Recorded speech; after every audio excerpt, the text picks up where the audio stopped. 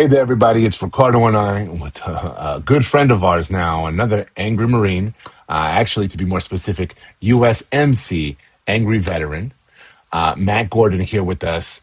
He saw our video. We reached out to him. We've seen his video about the USS Lincoln, and we're collabing. We need to talk to folks. Veterans need to get together more and more and have these discussions together about the shit that we're seeing, and how we're organizing our information, our experiences, our advocacy to stop dumb shit like this, or to even educate folks so they know later on, and we can get a bigger chorus of us to start talking about this towards our leaders and letting them know this can't happen.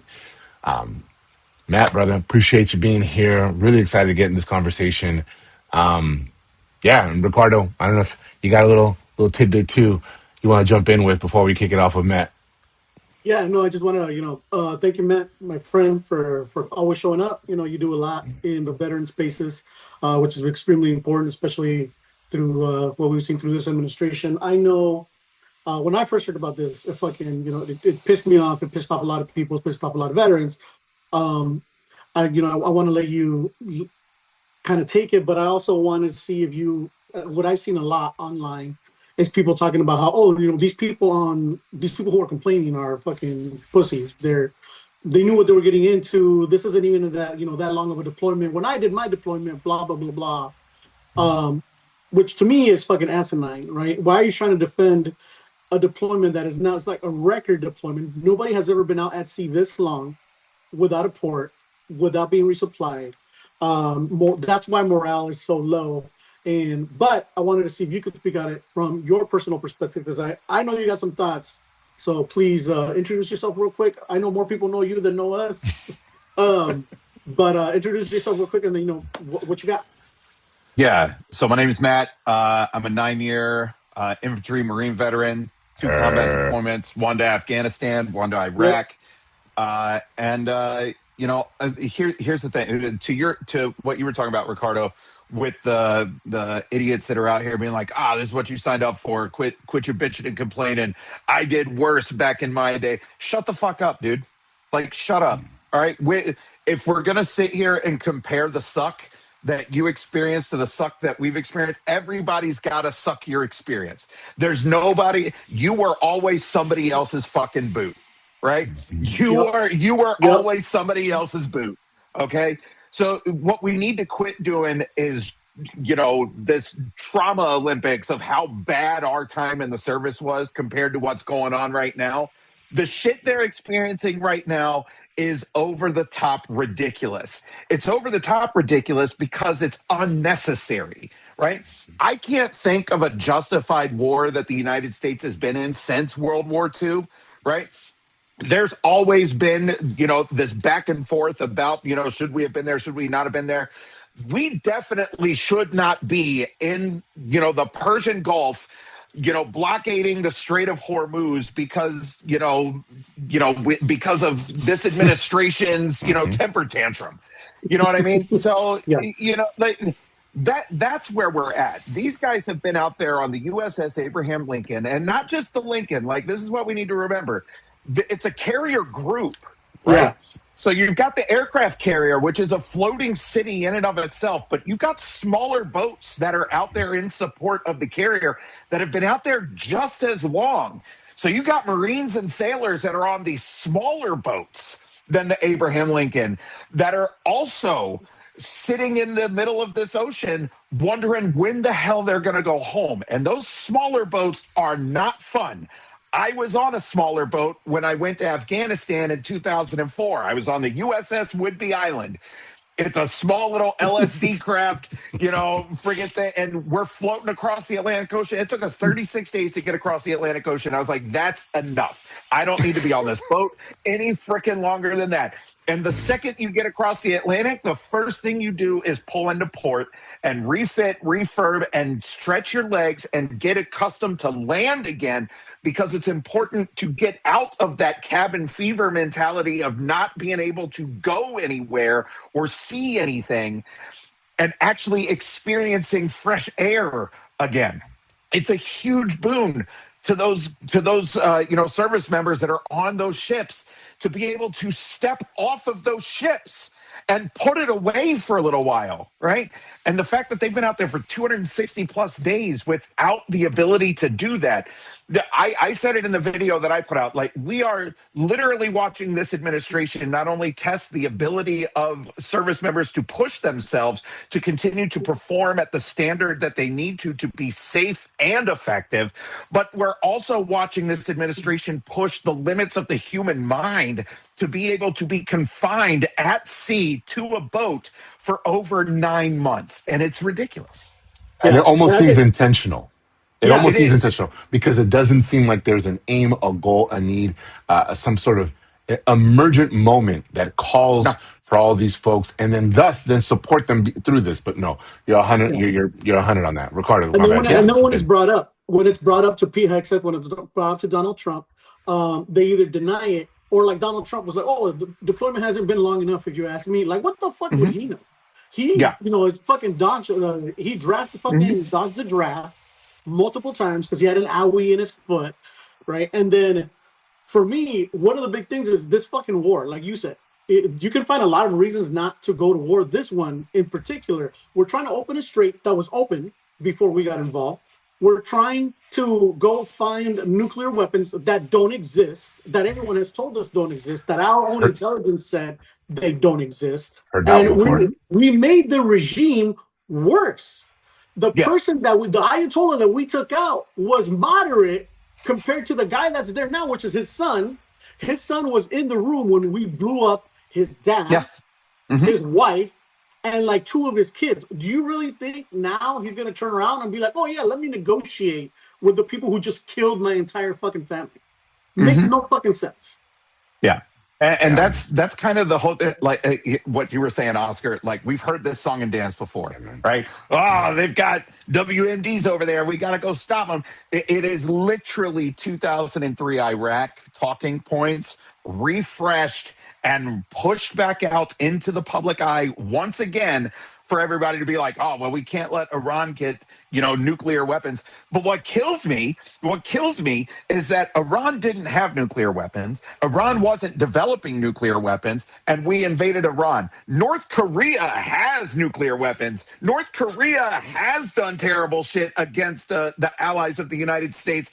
And we're now drawing back our joint operations in South Korea because Donald Trump has a good relationship with Kim Jong-un. That's And Give his me a sending buddy. fucking break, and man. That's his sending love buddy. letters and sending love letters. Yeah, Tell I love fucking that. break. That's him how Yeah, great he is. yeah, warms my little leftist heart. Um, right. Matt. So clearly you got some stuff to say, Matt. But we definitely want to stay on topic when it comes Yeah. to this entire experience and a series of events because hopefully we can educate more folks who are listening to this. They can tell their friends. They can really realize, hey, there's some veterans out there who's speaking up, who got some shit to say. But Matt, like, Hmm. why'd you get in this game? Like, what was the tipping point to begin with? Like, you hopping online, you running your mouth, you saying, "Yo, I'm done. Like, I'm not gonna stay quiet about this." What was the moment for you, and what have you learned thus far, man? Like in your advocacy and your comms. It was the first Trump administration Yeah, man. that really pushed me to be like, no, no, no. We've been detached from politics as a whole in this country for far too long. I grew up around like my parents and grandparents telling you, you don't talk about religion, politics, or money because it's not polite. It's not acceptable to talk about that. And when you don't talk about things like that, that's how you wind up here. Because just because you're not talking about it doesn't mean somebody isn't talking about it, right? And Yep. so when you take a passive approach to all of this shit, this is how you wind up in these things because you allow this small little group of multi-billionaires to influence and direct everything to benefit them. And then you wind up where we're at now. And so, I got into this because I recognized one, that we needed more people that looked like me Mm, standing up for things that this country could be, the potential that we have in this country, right? And two, as a veteran, this country puts all of us on a fucking platform mm, already. whether we deserve it or not is, we can have that conversation. Whether we deserve to be put on that pedestal is a whole nother thing, but we're there. And Yeah. so I felt like veterans especially are uniquely positioned to be able to speak on these issues and actually get the attention and the ear of not just the people in their neighborhoods and the people on their social media, but the people that are in charge and making things. When the veterans come together and say, this is fucked up, we need to fucking change this, people listen. You know what I mean? So that was really important. And I'll tell you, it was scary.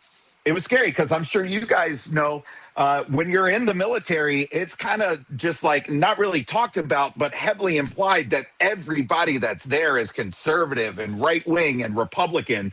One You more know? time, Matt. Say it one more Yeah, time so everyone can really understand that we have had that pulled over us. yeah. So in the military, it's almost conditioned, whether it's Hmm. intentionally conditioned or not. I remember being on base and Fox News being the only news station that was Yep. playing in the mess halls and in sick bay and in the company offices and whatnot. It was always Fox News. It was nothing else, right? And so there's this idea that kind of permeates that if you have any ideology that doesn't align with right-wing conservative republicanism ideology, then you're the lone wolf here. You're the only one that thinks that way. And so when I put this out there, back in 2020, when I started this whole social media thing, and I said, as a combat veteran in the Marine Corps, I think if you vote for Donald Trump, you're a piece of shit.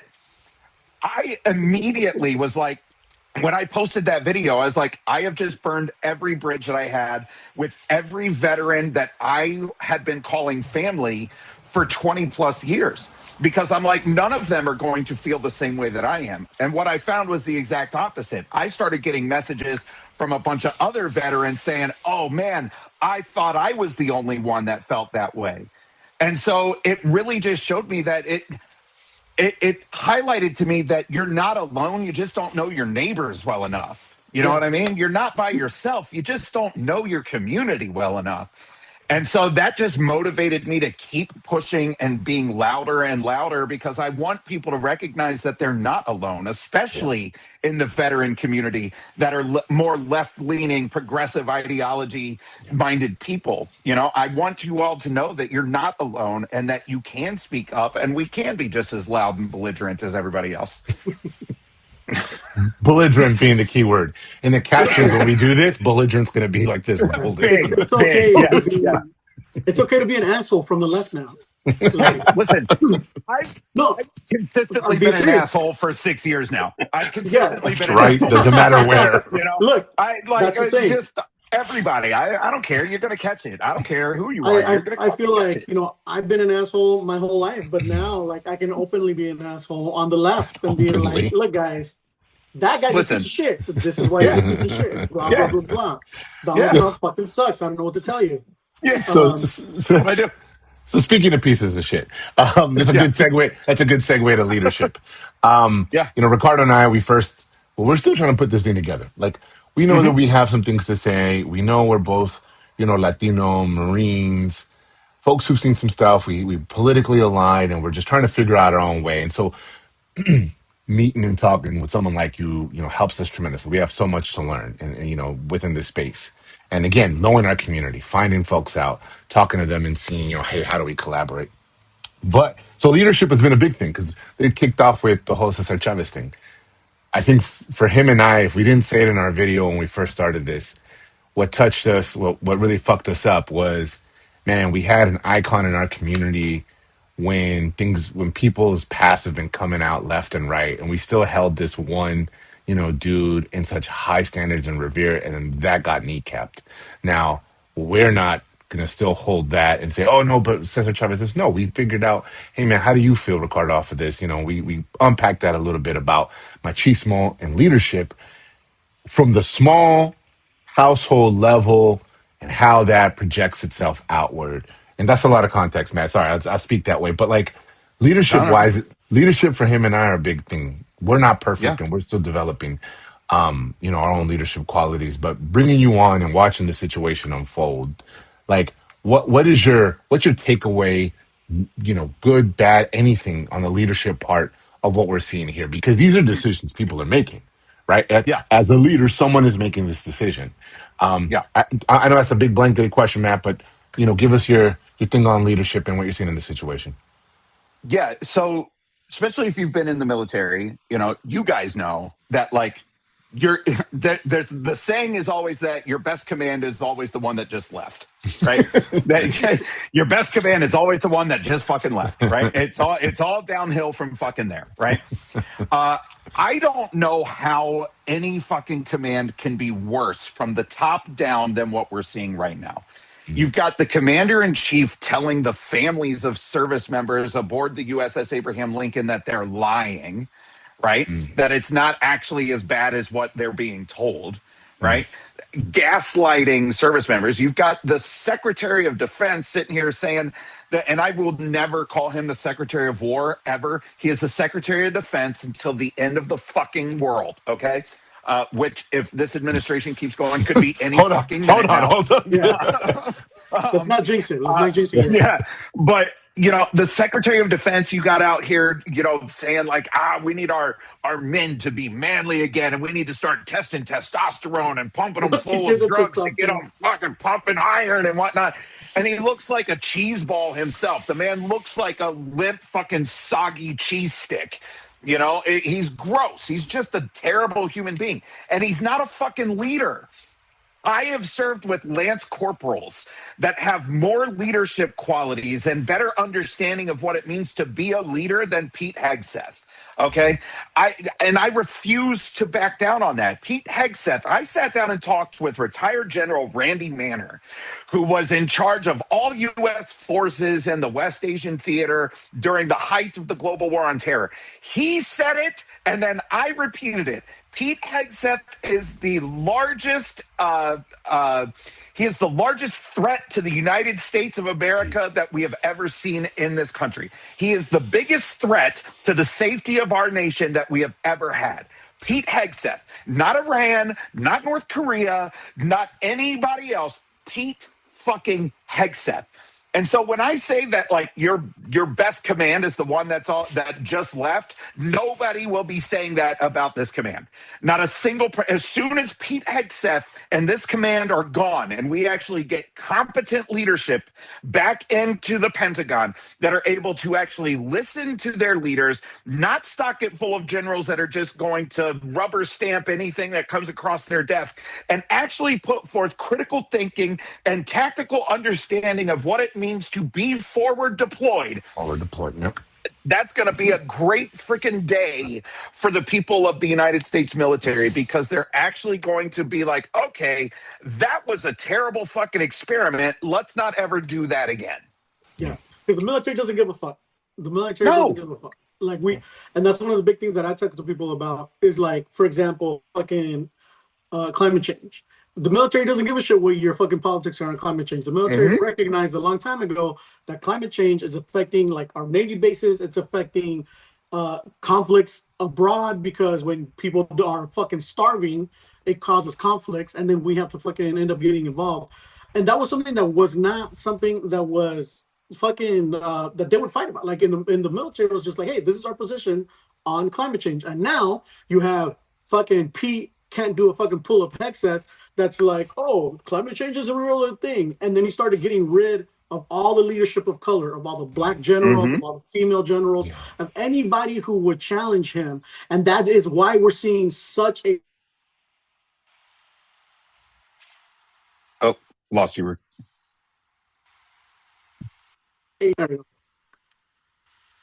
Coming back. Maybe you're coming back. But in this span of time, I'll jump in real quick. Oh, there we go. Yeah, sorry, I was getting a phone. There we go. Anyways, go ahead. Go ahead, Oscar. No. You were saying about leadership, and I think shit, we can even go down to deep dive, even deeper dive on leadership, right? On what we're seeing and not seeing. So Matt, a little bit more, even smaller. Let's adjust the scope on this and get it a little bit more, a little smaller on this. So, leadership for you, like, what is the counter, right? What is the quite opposite of what you saw, or what we're seeing right now with this leadership and the decision making of losing lives, straight up. I mean, just no numbers, whatever. We're going to do this. We're going to be in a run. what was the opposite where you saw leaders in your experience or heard of, leaders saying, no, no, no, this is not what we're going to do. If we're going to sacrifice, we're going to sacrifice smart. If we're going to do something, we're going to do it smart. And, the three of us know about troop welfare and the term troop welfare when it comes to the Marines, but go ahead and jump in and give us an example of what you saw as something that stand up. Yeah, absolutely. The best leadership that I ever saw was when I was a part of 1st Battalion, 6th Marines, based out of Camp Lejeune, North Carolina. When we deployed to Kandahar, Afghanistan in 2004 with the 22nd MU, our battalion commander was Lieutenant Colonel Assad Khan. The man, if you wanted to think about the best leader out there, somebody that puts troop welfare first, but is tactically minded and understands the responsibility and weight that is placed on his shoulders to the Marines that fall underneath him, that was Lieutenant Colonel Assad Khan. And let me expand on that a little bit. And this is why this is such a stark difference. This is the type of leadership that we could have versus what we have.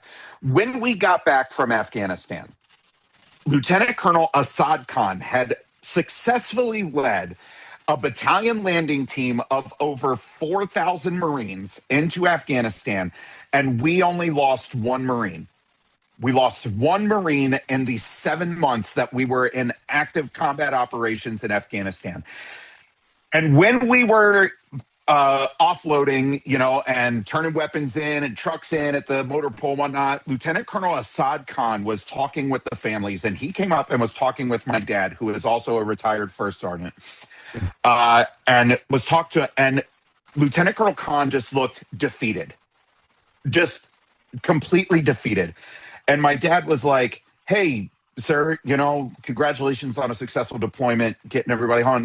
And my dad told me Colonel Khan's first words out to my dad was that he failed all of his Marines because Corporal Ronald Payne didn't make it home. One Marine didn't make it home. He got, 4,000 other Marines back home to the United States. Some of us were a little fucked up. Some of us had wounds, but we were alive and we were home.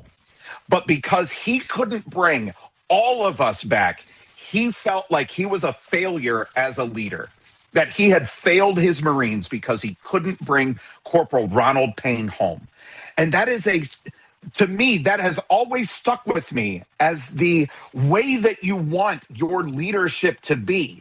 Every life that is put into your charge is sacred and deserves the respect needed and you are going to do everything possible to bring them home and make sure that they are safely returned to their families. So when you've got people like the Commander-in-Chief and the Secretary of Defense callously going out and saying, like, we're going to lose people, it's just going to happen, you all need to prepare for that, that is bullshit. That is absolute horseshit. And that's not leadership. That's fucking, that's wannabes playing military dress up. Yep. That's a perfect way to put in. Shout out and rest in peace to Corporal Payne. Yeah. Many years there still, again, like you said, any life lost, Marine lost. Piggybacking on that. Now you to what you were saying, right? The callousness, the Oscar, your audio is kind of shaky. 1 2 1 2 1 2. Are we getting back? 1 2 kind of sounds 1 2. A little robot-y. Cracking? Okay. Yeah. All right. Ricardo, jump in while I switch out.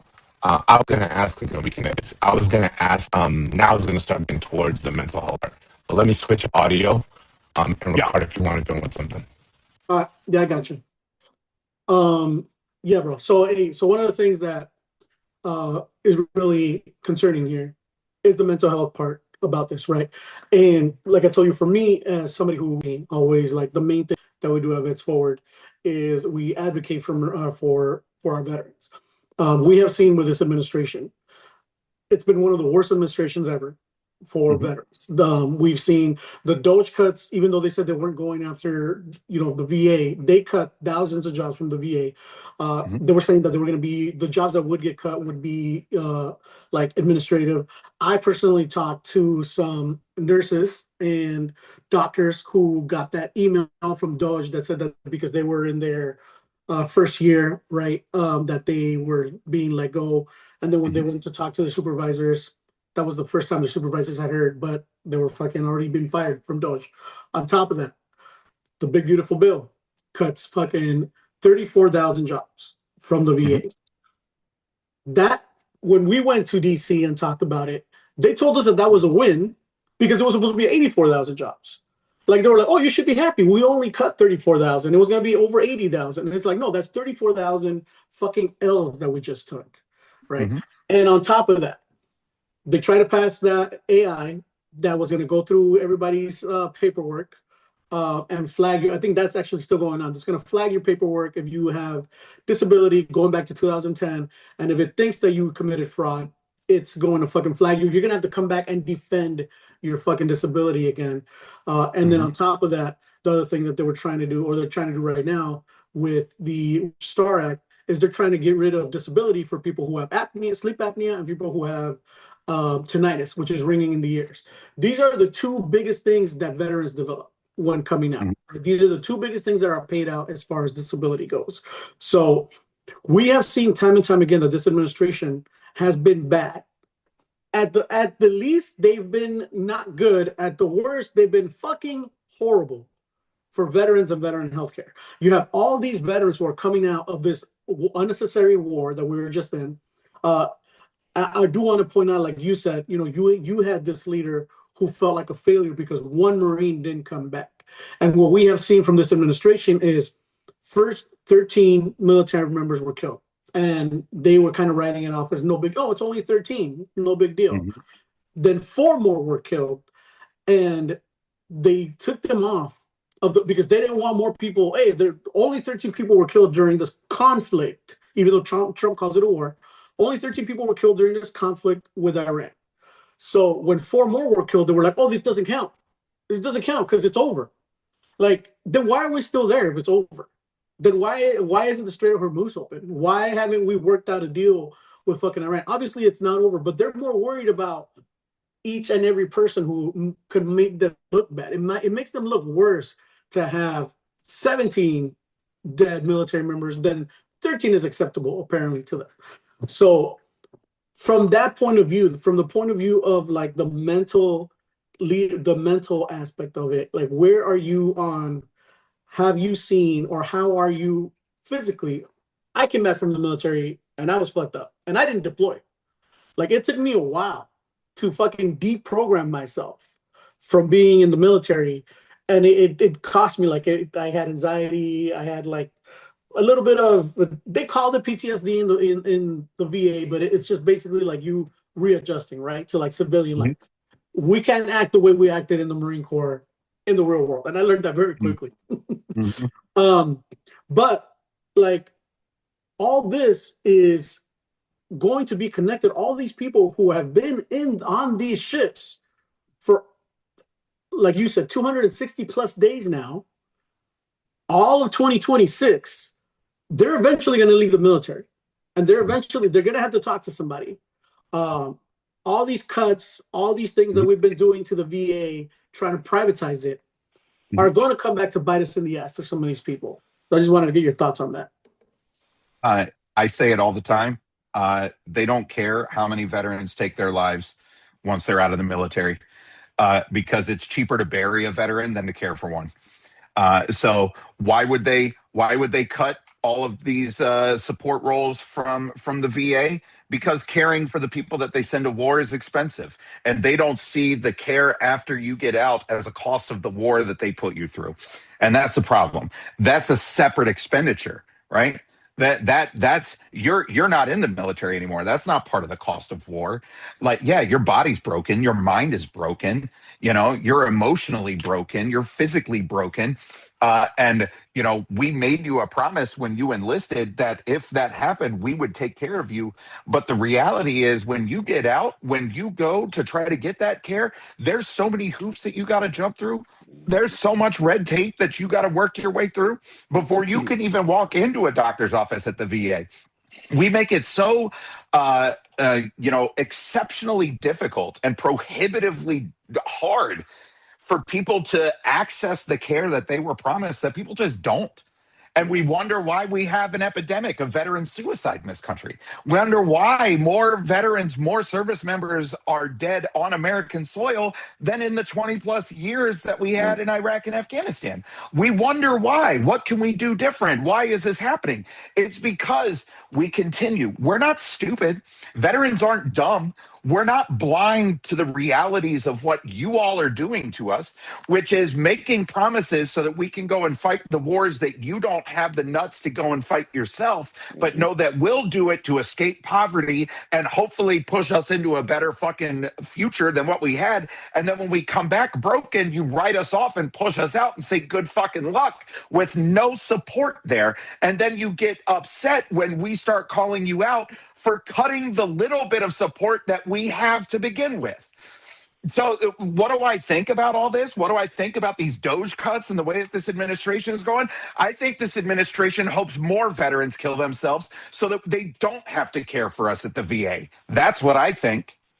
And the coldest part, hopefully everyone can hear me now, my audio switched out. You're good. And I think to piggyback on that, Matt, the coldest part is they're now in the privatization, in the outsourcing. Now they're making money off of it. Exactly. Now friends and buddies and partners who own corporations, and I'll drop it on us right now on the electronic health records and what's going on with the VA, with the EHR, where it was an internal system. Matt, you said it. It's a promise. And when you promise, it means you got to pay out your pocket. That means you have to do the thing. You have to be responsible. But as soon as you say, well, I'll pay for someone else to do it for you. Doesn't matter if they're trained or not. And I'm sorry, shouts out to every doctor out there who did their thing and got into medical debt. I'm not saying you're not a good doctor, but veterans are a little special. They're a little bit different. So when you have an institution that says, no, we are uniquely trained up and down, in and out to deal with veterans, you say, nah, here's your choice, Matt. Go to somewhere else. We'll pay for it. It's okay. While somebody's profiting off of that. Exactly. Policy. That's the and every study that has ever been done on healthcare, when they poll veterans to see what they prefer, they all, by and large, the majority of veterans prefer to go to the VA. The majority of veterans prefer to be treated by veterans or by somebody who is specialized with veterans. Civilian job, it's just different. And you know, when you're a civilian you can talk to medical professionals out in the civilian world, and they'll tell you also that care at the VA is different than care everywhere else because it has to be.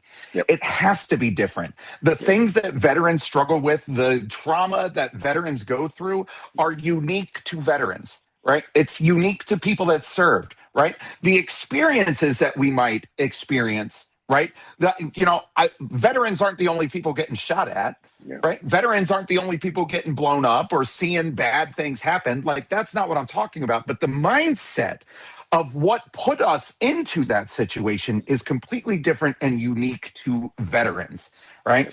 And so when we sit here and say, we're just going to take this care and push it out of the VA because, we think that they can do a better job out here. What I hear and what Oscar and what Ricardo hears is that there's billions and billions and billions of dollars not being put into the pockets of healthcare CEOs on the backs of disabled veterans because this country made a promise post-Civil War that we would take care of them on the country's dime. And that's a problem. There it is.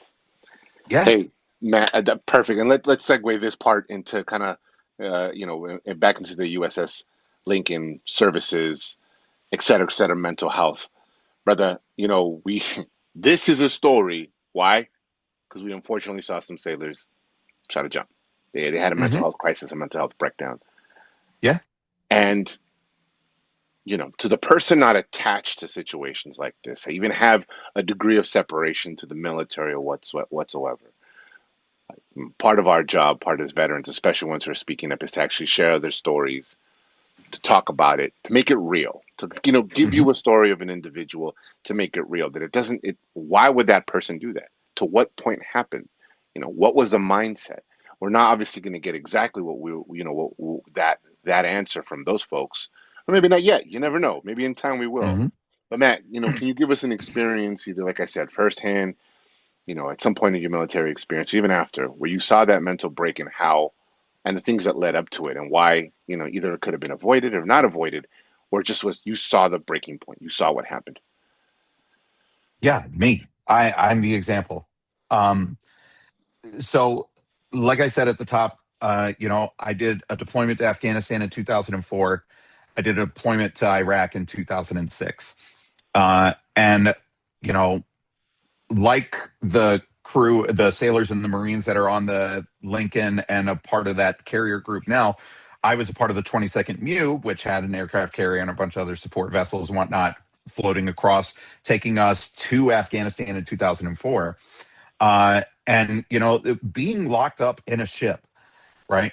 Eating the same food, you know, people talk, if you haven't been on ship and haven't been in, the Marine Corps or the Navy, you might not know what a Navy shower is. Okay. But a Navy shower, you have to conserve fresh water when you're out at sea, right? Because you can only replenish so much at a time.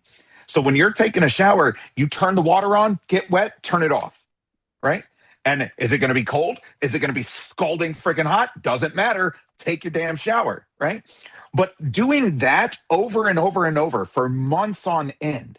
I remember having to do that for, just a few weeks before getting into a livo port and being able to actually take a real fucking shower, right? That takes a toll on you. Just hygiene takes a toll on you because you're running out of things. And when you got mail supplies and resupplies and whatnot, when you're underway, are few and far between. And especially if you're involved in active combat operations, it's few and far between. When I was in Afghanistan, after I got off the boat, we were in a remote area of north central Afghanistan called the Orazgan province. And we were the first American unit to push into that part of Afghanistan in 2004. We were the first ones there. There was nothing else up there. So we had to establish all of the FOBs and, that were up there so that we had a place to come back to. But there was no electricity. There was no running water. There wasn't anything. We would go weeks without a shower or a bath because there just wasn't. We didn't do laundry, right? We would wear socks and underwear until you couldn't wear them anymore.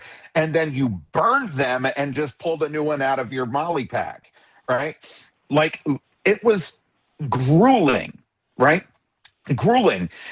But even that was, we only had one like 42 to 60 days stint where we did that.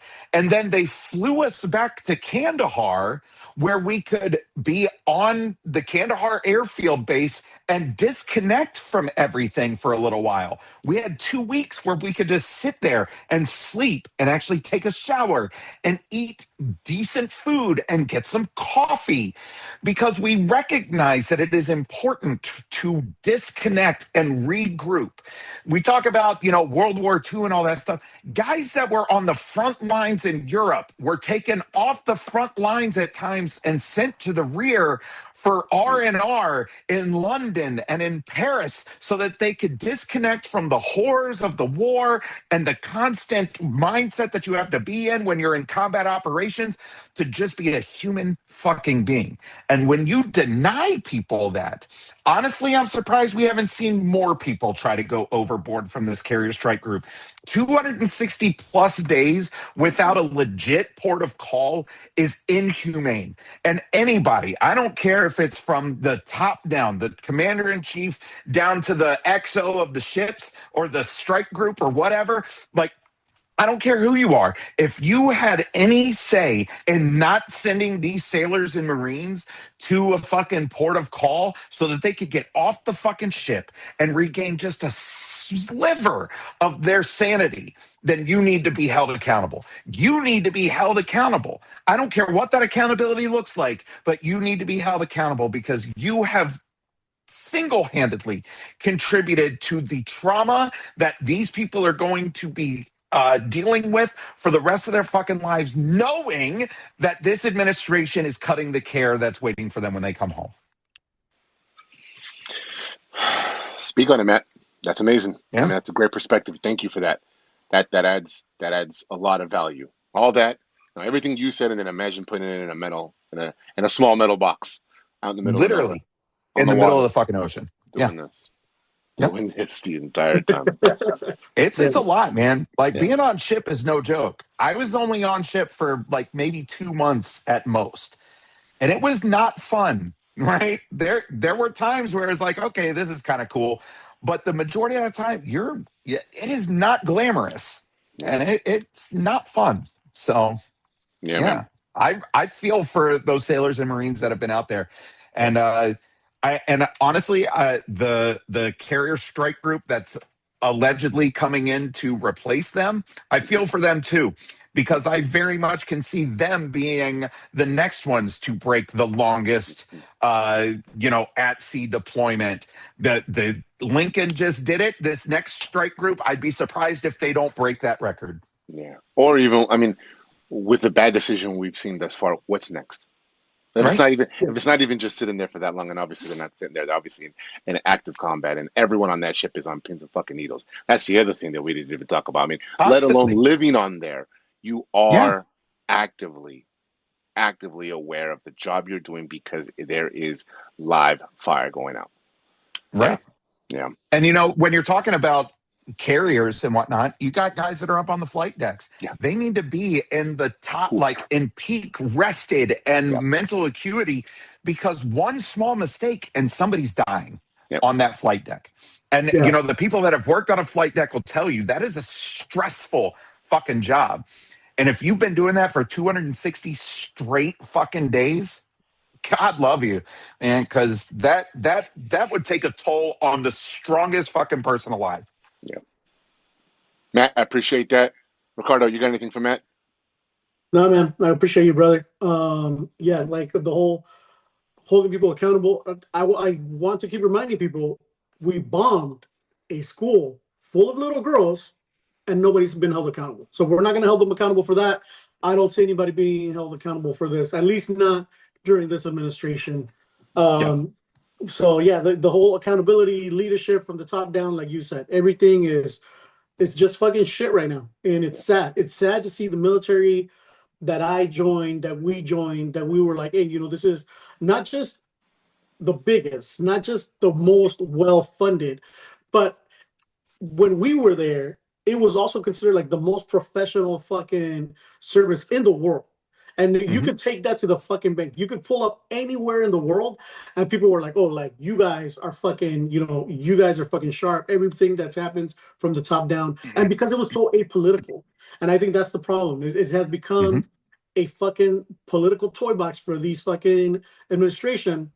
And that is fucking shit up. And people don't understand that. The military should not be a partial, like they should be impartial. They should not be a political subject to the fucking whims of the president, where he can just fire generals because they voted against them, or he thinks that they're too fucking woke or whatever the fuck it is. So yeah, bro, I appreciate you, man. Thank you for bringing that unique perspective.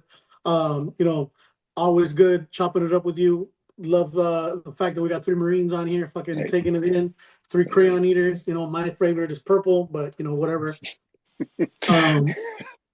But yeah, guys. Green, baby. Green all the way. Hey, folks. And real quick, as an important part, we unpack some shit. We're talking about some shit. This won't be the last time we're talking about some shit, but always want to make sure that we let people know that there's help available, especially when we're talking about mental health. So if you're currently serving or you have it and you're a veteran and you're in crisis, please call or text 988 and press 1 for the military veterans crisis line. You can also text to 838-255. You don't have to do this alone. There's always help. And when you separate the military, when you are getting your papers, go enroll yourself in the VA right away. File a claim. You got some shit going on here, file a claim. All right, y'all. Yeah. Appreciate it. Appreciate you guys. Thanks, Oscar. See you guys. Appreciate it, man. Later.